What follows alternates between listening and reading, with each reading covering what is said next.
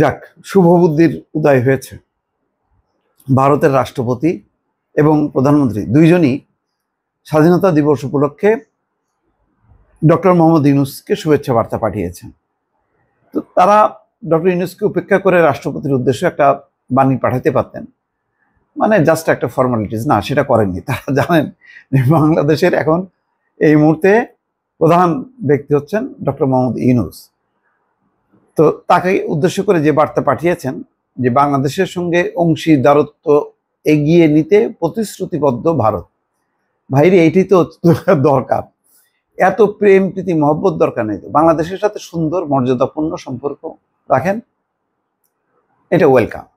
কিন্তু শেখ হাসিনা যে স্টাইলে রাখছে এটা নতজন, এটা হবে না। এটা না হয় উচিত। এটা ভারতের জন্য অবমাননাকর যে যেন তেন ভাবে তল্পি বাহক হবে, সেখানে বাংলাদেশের জনগণ তাহলে ঠকবে।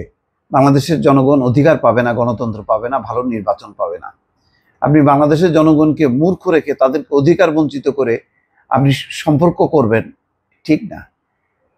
বরং বাংলাদেশের গণতান্ত্রিক অধিকার, ভালো নির্বাচন, সুষ্ঠু নির্বাচন, একটা মর্যাদাশীল যদি জাতি হয়, সারা বিশ্বে আপনারাও বলতে পারেন যে বাংলাদেশ, দেখো বাংলাদেশ এইরকম একটা ভালো দেশের সাথে আমাদের সম্পর্ক আছে। কিন্তু আপনারা চাকর বাকর বানায় রাখবেন বাংলাদেশকে, ওই অন্যান্য দেশকে যেভাবে করছেন। সিকিম তো মানে পেটের মধ্যে ঢুকাই ফেলছেন। ভুটান, নেপাল টেপাল এগুলি পাত্তা দেন না। এখন অবশ্য পাত্তা দেওয়া শুরু করছে যখন গিয়ে দেশগুলি চীনের দিকে চলে গেছে। যাই হোক, বাংলাদেশের স্বাধীনতা দিবসে পাঠানো বার্তায় শান্তি, স্থিতিশীলতা ও সমৃদ্ধির জন্য দুই দেশের অংশীদারত্বকে এগিয়ে নিতে প্রতিশ্রুতি পুনর্ব্যক্ত করেছেন ভারতের রাষ্ট্রপতি দ্রৌপদী মুর্মু এবং প্রধানমন্ত্রী নরেন্দ্র মোদী। প্রধান উপদেষ্টা অধ্যাপক মোহাম্মদ ইউনূসকে পাঠানো বার্তায় নরেন্দ্র মোদী বলছেন, শান্তি, স্থিতিশীলতা ও সমৃদ্ধির জন্য আমাদের দুই দেশের যে আকাঙ্ক্ষা তার দ্বারা পরিচালিত হয়ে এবং একে অপরের স্বার্থ এবং উদ্বেগের প্রতি পারস্পরিক সংবেদনশীলতার ভিত্তিতে আমরা এই অংশীদারত্বকে এগিয়ে নিতে প্রতিশ্রুতিবদ্ধ। ভালো তো। ওই যে আজকে দেখেন প্রেস সচিব যে দা হিন্দু পত্রিকাকে বলছে যে চীনের আগে ভারত সফরে যেতে চাইছিলেন প্রধান উপদেষ্টা ডক্টর মোহাম্মদ ইউনূস। তো মানে সে তো, তাকে যদি মনে করেন যে সে বাংলাদেশের ওই তথাকথিত ওই শেখ হাসিনা মার্কা রাজনীতি করে, ওই যে ঝগড়াইটে টাইপের, ওই টাইপের না। ওনার একটা ইন্টারন্যাশনাল ফোকাস আছে। উনি কেন চাইবে না যে ওনার দেশটা, মানে ওনার দায়িত্বের সময় দেশটা চলবে মর্যাদার সাথে, ভারত সহ সব দেশের সাথে মানে ভালো সম্পর্ক থাকবে? চাইবেন তো অবশ্যই। ওনার তো বিএনপিকে ধ্বংস করো, আওয়ামী লীগকে ধ্বংস করো, এই মিশন তো নাই ওনার। ওনার প্রতি যেইটা কাজ করছে, অন্যায় কাজ করছে শেখ হাসিনা।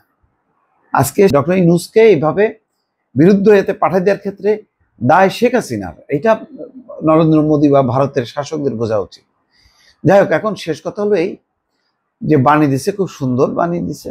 এখন এইটার একটা মানে সুন্দর ফলাফল পাওয়া যাবে যদি তিনি বিমস্টেকে ডক্টর মোহাম্মদ ইউনূসের সঙ্গে সাইডলাইনে একটা বৈঠক করেন। তাহলে কিন্তু একটা মেসেজ পাবে দুই দেশের জনগণ, এবং যে উত্তেজনা, সেই উত্তেজনাটা কমে যাবে। এখন সেটাই হচ্ছে এখন, মানে বাংলাদেশ তো চাই বলে চিঠি দিয়েছে। এখন সেই চিঠিতে যদি সাড়া দেয় নরেন্দ্র মোদী, তাহলে একটা সুন্দর, আর উত্তেজনা এগোবে না, এবং মেনে নিতেই হবে, এটার কোনো উপায় নেই।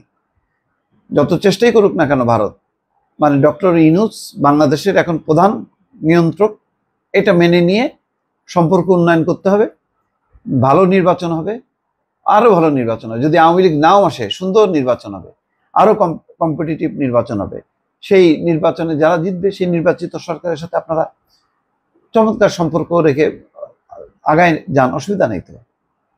বিএনপি প্রস্তুত, জামাত প্রস্তুত, সবাই প্রস্তুত ভারতের সঙ্গে বন্ধুত্ব। কিন্তু সেই বন্ধুত্ব, ওই যে বললাম, এই কথায় কথায় শেখ হাসিনা দৌড় দেবে ভারতে, এই অনুষ্ঠান ওই অনুষ্ঠান, না, ওইরকম হবে না।